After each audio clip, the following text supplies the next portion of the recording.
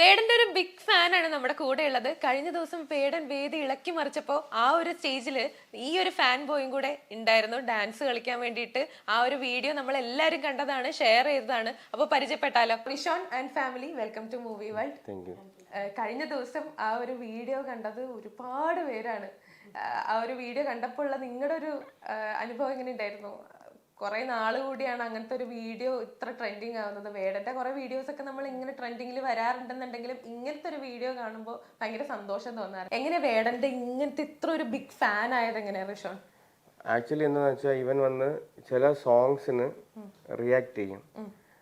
ഇപ്പോൾ for example വിജയുടെ songs ആയിരുന്നാലും വിജയുടെ സോങ്സ് എല്ലാം റിയാക്ട് ചെയ്യും. സൂര്യയുടെ സോങ്സിൽ ഈ കങ്കുവാല ഒരു സോങ് ഉണ്ടല്ലോ, അതുപോലെ ചില സോങ്സ് റിയാക്ട് ചെയ്യും. ഇവൻ റിയാക്ട് ചെയ്യാൻ തുടങ്ങിയത് മഞ്ഞുമൽ മൂവീസ്, ഈ വേടന്റെ ഒരു സോങ് ഉണ്ട്. ആ സോങ്ങിന് അവന്റെ ഒരു ചെറിയ റിയാക്ഷൻ ഉണ്ടായിരുന്നു. അപ്പോൾ ഞങ്ങൾ മോസ്റ്റ്ലി ഇവന്റെ ഡാൻസിന് നമ്മൾ ബൂസ്റ്റപ്പ് ചെയ്ത് വന്നുകൊണ്ടിരുന്നപ്പോൾ എൻ്റെ ഫ്രണ്ടാണ് പറഞ്ഞത്, ഇങ്ങനെ പുള്ളി വരുന്നുണ്ട്, നമുക്കിവനെ ഒന്ന് കാണിക്കാൻ കൊണ്ടുപോകാം, അങ്ങനെ ഒരു തോട്ട് പറഞ്ഞു. അപ്പോൾ ശരി, ഓക്കെ അങ്ങനെ പറഞ്ഞിട്ടപ്പോൾ ഞാൻ ഈ ഇൻസ്റ്റാ പേജിൽ നിന്ന് എടുത്ത് ചാറ്റ് ചെയ്തു വേടൻ്റെ. അപ്പോൾ അവിടെ ഒരു അവിടെ അഡ്മിൻ ആണെന്ന് തോന്നുന്നു. ഞാൻ ചോദിച്ചു, ഇങ്ങനെ മോന് ഇങ്ങനെയാണ് സംഭവം, ഇങ്ങനത്തെ കുട്ടിയാണ്. അപ്പോൾ ആ പാട്ടിന് ചെറിയ റിയാക്ഷൻസ് ഉണ്ട്, പക്ഷെ നമ്മൾ ട്രെയിനപ്പ് ഒന്നും ചെയ്തിട്ടില്ല, അതിലൊരു റിയാക്ഷൻ ഉണ്ട്, അത്രേ ഉള്ളൂ. അപ്പോൾ മോന് ഒരു വേദി കൊടുക്കാൻ പറ്റുമോ, അങ്ങനെയാണ് നമ്മൾ ചോദിച്ചത്.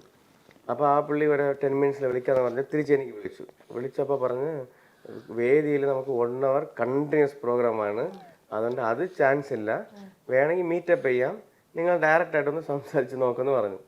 ശരി, ഓക്കെ എന്ന് പറഞ്ഞിട്ട് 1:30 മണിക്ക് വേടൻ സൗണ്ട് ചെക്ക് ചെയ്യാൻ വരും, ഇവിടെ നമ്മുടെ നിശാഗാന്ധിയിൽ വരും, നിങ്ങൾ അവിടെ വന്നാൽ മതി എന്ന് പറഞ്ഞു. അപ്പോൾ ഞങ്ങൾ അവിടെ പോയി.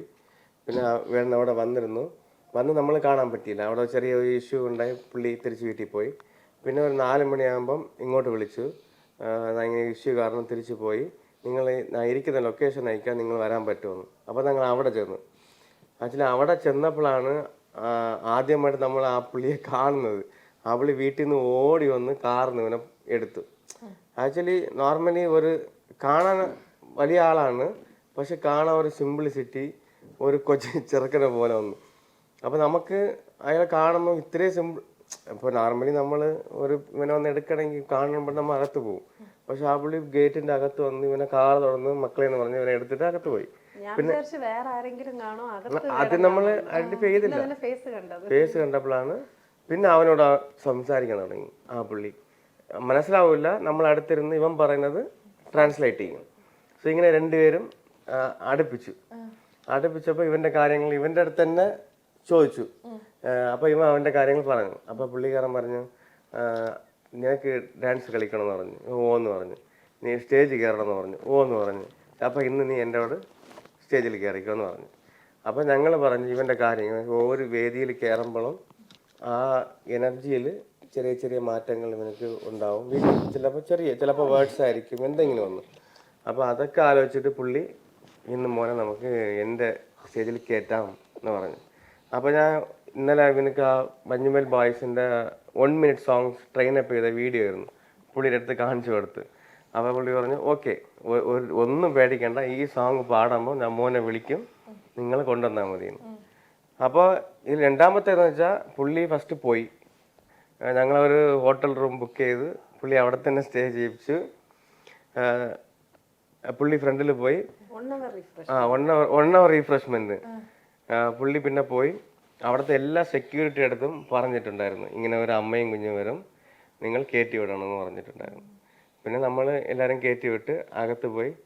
അപ്പോൾ പുള്ളി ആ സോങ് സ്റ്റാർട്ട് ചെയ്യുമ്പം ഇങ്ങനെ വിളിച്ച് സ്റ്റേജിൽ കയറ്റി. സ്റ്റേജിൻ്റെ അടുത്തന്നെ നമ്മൾ നിന്ന് വീഴ്ചകൾ കൊണ്ട് കയറ്റി. പിന്നെ പുള്ളി പാടി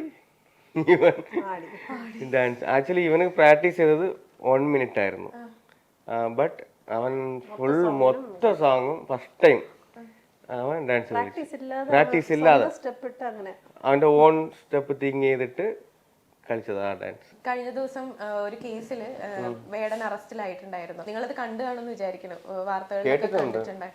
അപ്പം ആദ്യം അത് കണ്ടപ്പോൾ നിങ്ങളുടെ മനസ്സിലൂടെ പോയത് എന്തായിരുന്നു? ആക്ച്വലി നമ്മളുടെ എക്സ്പീരിയൻസിൽ പുള്ളി ഒരു നല്ല ഒരു പേഴ്സണാലിറ്റി ഉള്ള ആളാണ്. നമുക്കിങ്ങനെ പേഴ്സണൽ ലൈഫ് നമുക്ക് എന്താ നമുക്കറിയാൻ പറ്റില്ലല്ലോ. ബട്ട് ഗുഡ് പേഴ്സണാണ്. അപ്പൊ കണ്ട രീതിക്ക് നല്ലൊരു പേഴ്സൺ. കലാകാരൻ രീതിയിൽ അവർക്ക് എല്ലാ നമ്മൾ ഒറ്റ ദിവസം മീറ്റ് ചെയ്തിട്ടുള്ളൂ. ആ ഒറ്റ ദിവസത്തില് നമ്മൾ നല്ല ക്ലോസ് ആയിരുന്നു. ആ മോന്റെ കൂടെ ചെറിയ മറ്റൊരു മോനെ പോലെ കറക്റ്റ് അങ്ങനെ തന്നെ ഹാൻഡിൽ ചെയ്തിരുന്നു. പോലെ ഇവന്റെ കൂടെ വേടന്റെ പുള്ളീന് ഒരു അനിയൻ ഇരുന്ന് എങ്ങനെ ഹാൻഡിൽ ചെയ്യാം. അപ്പോ ആ സെയിം ഇതാണ് പുള്ളി വരുന്നത്. അപ്പൊ നമ്മൾ ഈ ന്യൂസ് കേട്ടപ്പോ ആദ്യം നമുക്ക് അത്ര വിശ്വാസമൊന്നും ഇല്ല. മേ ബി ഇതില് വേറെ വല്ല കുറികളൊക്കെ കാണും, നമുക്ക് അറിയാൻ പറ്റില്ലല്ലോ. അങ്ങനെ വിശ്വസിക്കുന്നത്. ആ പുള്ളി ബേസിക്കലി നമ്മൾ മീറ്റ് ചെയ്ത് വെച്ചത് ഗുഡ് നൈസ്. ഈ ഒരു വാർത്തേനെ ബേസ് ചെയ്തിട്ട് ഞാൻ ചോദിക്കുകയാണ്, ഇനിയുള്ള ഷോകളിൽ റിഷോണിനെ പങ്കെടുപ്പിക്കാനായിട്ട് താല്പര്യപ്പെടുന്നുണ്ടോ, അല്ലെങ്കിൽ മാറി നിൽക്കാനോ അങ്ങനെ എന്തെങ്കിലും? അവര് വിളിച്ച എവിടെ നമ്മൾ കൊണ്ടുപോകും മക്കളെ കുറഞ്ഞ ശരിയാ. അവര് ആൾറെഡി പറഞ്ഞിരുന്നു, പുള്ളി തന്നെ പറഞ്ഞിരുന്നു, ഞാൻ അടുത്ത് വരുന്ന ഷോയില് ഇവിടെ അടുത്ത് വന്ന ഞാൻ ഷോ വിളിക്കും എന്ന് പറഞ്ഞിരുന്നു. അപ്പൊ ഞാൻ പറഞ്ഞു, നിങ്ങൾ അടുത്തില്ല എവിടെ ഇരുന്നാലും നമ്മൾ കൊണ്ടുവരും. എന്നുവെച്ചാൽ അവനക്ക് ആ സ്റ്റേജും ആ സോങ്സ് ഒക്കെ കേൾക്കുമ്പോൾ നമുക്കൊരു ഇമ്പ്രൂവ്മെന്റ്. സപ്പോസ് ഇളിച്ച് നടന്നാലോ, മിറാക്കിൾ ഹാപ്പൻസ്. ഇവന്റെ ഇതില് ഫുൾ മിറാക്കിൾസ് തന്നെ. അവനുള്ള ബെറ്റർ ട്രീറ്റ്മെന്റ് ഇതാണ്. ഇപ്പൊ തെറാപ്പിയില് പോയി ചെയ്തിട്ട് ഒരു ദിവസം ചെയ്തില്ലെങ്കിൽ വീണ്ടും ടൈറ്റ് ആവും, ടൈറ്റ്നസ് ആവും. പക്ഷെ ഇതാവുമ്പം അവൻ തന്നെ ഇപ്പൊ നമ്മൾ തെറാപ്പി കൊടുക്കുമ്പോ ഇവൻ വെറുതെ കിടക്കും, നമ്മൾ തന്നെ കൈയൊക്കെ ഇങ്ങനെ ചെയ്യിപ്പിക്കണം.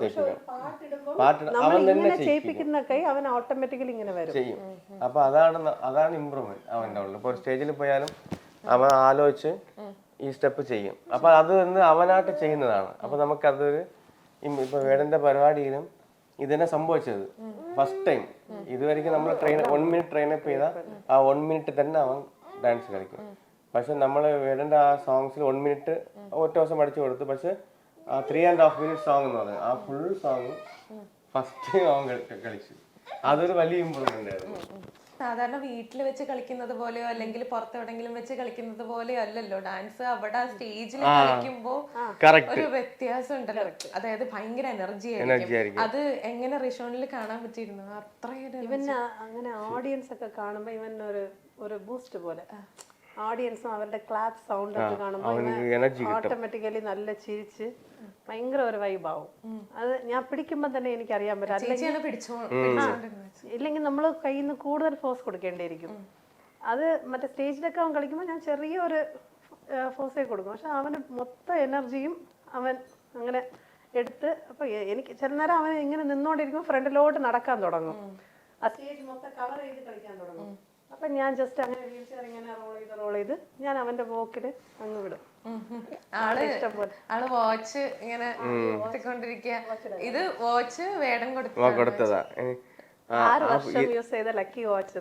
അല്ല, നിങ്ങളെ പഴയ വീഡിയോസ് നോക്കിയാൽ അറിയാൻ പറ്റും. എല്ലാ വീഡിയോസിലും ഈ വാച്ച് ആ പുള്ളി കെട്ടിയിട്ടുണ്ടാവും. പക്ഷെ വാച്ച് ഇല്ലാതെ ഞാനും പോയിട്ട് അവസാനം അവിടെ മറ്റേ നിഷാഗാന്ധിയിലുള്ളതിൽ വാച്ച് ഇല്ല. ഓക്കെ റിഷാൻ,